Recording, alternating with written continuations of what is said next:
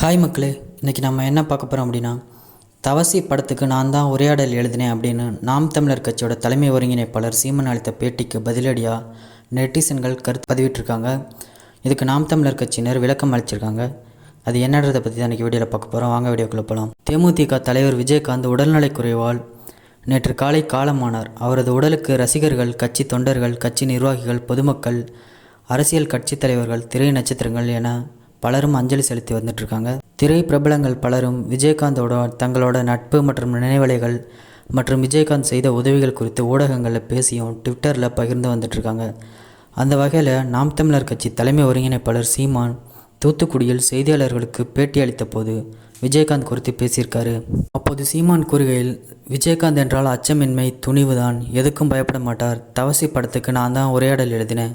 விஜயகாந்தோட அப்போது மனம் விட்டு பேசுகிற நிறைய வாய்ப்பு கிடைச்சது. அப்போதான் நெருக்கமான பழக்கம் ஏற்பட்டது. அவரை போல சிறந்த மனிதர் கிடைப்பது அரிது. புகழின் உச்சியில் இருந்த போதும் அதை தலையில் ஏற்றிக்காமல் இருந்தார் விஜயகாந்த். அவர் நலமோட உயிரோடு இருந்திருந்தால் தமிழ்நாடு அரசியல் போக்கே மாறியிருக்கும். ஆகச்சிறந்த மனிதர், பண்பாளர் அப்படின்னு சொல்லியிருந்தார். சீமானின் இந்த பேட்டியில் தவசி படத்துக்கு தான் உரையாடல் எழுதியதாக கூறியது பொய் அப்படின்னு நெட்டிசன்கள் விமர்சித்து வந்துட்டுருக்காங்க. விஜயகாந்த், சௌந்தர்யா, ஜெயசுதா, நாசர், வடிவேலு, நிழல்கள் ரவி, வடிவுக்கரசி, இளவரசு, பொன்னம்பலம் உள்ளிட்டோர் நடித்த படம் தவசி. இந்த படம் 2001 வருஷம் வெளியாச்சு.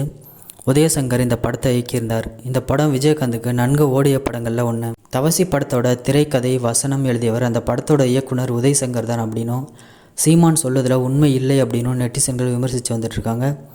திரைப்படங்களில் வசனம் எழுதினால் அவர்கள் பெயர் டைட்டில் கார்டில் போடப்படும். அப்படி சீமான் பெயர் தவசி படத்துக்கு போடப்படவில்லை. இதனால் தான் விமர்சனங்கள்லாம் எழுந்திருக்கு. இதுக்கு இடையில் நாம் தமிழர் கட்சியோட நிர்வாகிகள் வெளியிட்ட பதிவில் டைட்டில் போடாமல் ஒர்க் பண்ணியிருப்பாங்க. இதெல்லாம் சினிமாவில் பொதுவானது தான். ஏதாவது சந்தேகம் இருந்தால் படத்தில் நடித்த வடிவேலு உள்ளிட்ட நிறைய ஆட்கள் இன்றைக்கும் இருக்காங்க, கேட்டு தெரிஞ்சுக்குங்க அப்படின்னு சொல்லியிருக்காங்க. அதுக்கு ஆதாரமாக ஒரு பதிவையும் பகிர்ந்திருக்காங்க. மேலும் சீமானை பற்றி நிறைய விஷயம் தெரிஞ்சுக்கணுன்னா அந்த சேனலை சப்ஸ்கிரைப் பண்ணிக்கங்க.